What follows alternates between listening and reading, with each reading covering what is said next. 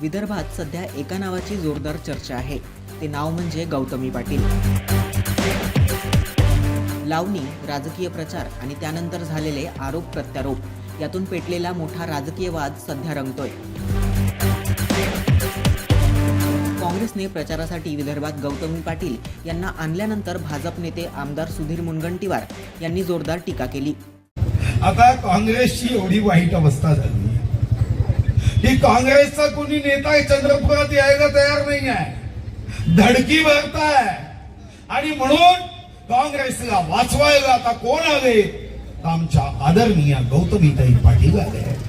आता गौतमीताई पाटील तुम्हाला आता मत मागतील.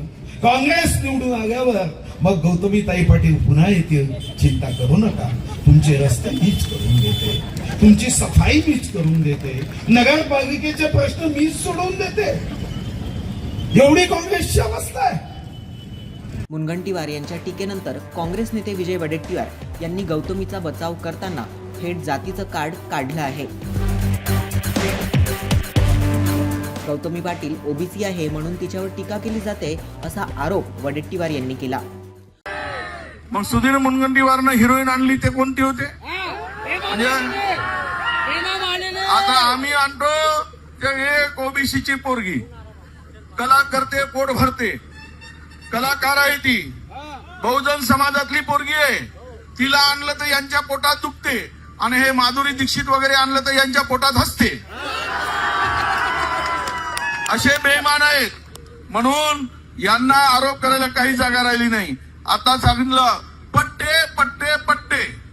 आतावरी काय काय केलं? आता कुठले उचलले दुपट्टे? तुझ्या गळ्याला काय बांधले होते पट्टे? निवडणूक आली तर पट्टे, वारे पट्ट्या, म्हणजे निवडणुकीच्या तोंडावर पट्टे सांगत आहेत. त्यामुळे हे लबाडाचं जेवण आहे, लबाडाचं.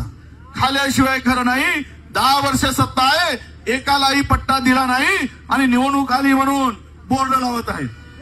म्हणजे पट्टा तर दिला. गौतमी पाटीलच्या अशाच एका डान्सवरून 2024 मध्ये विजय वडेट्टीवार यांनी टीका केली होती. 2024 मध्ये यवतमाळातील भाजप आमदार संदीप धुर्वे यांनी एका कार्यक्रमात गौतमी पाटील सोबत डान्स केला होता.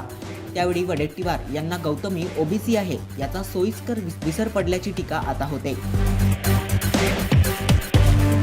आता मुनगंटीवार यांनी टीका केल्यानंतर मात्र वडेट्टीवार यांना अचानक गौतमी ओबीसी असल्याची आठवण झाली.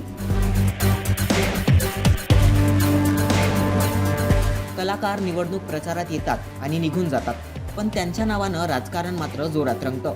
असंच राजकारण गौतमीच्या प्रचारातील सहभाग आणि ओबीसी असण्यावरून आता रंगविलं जात आहे.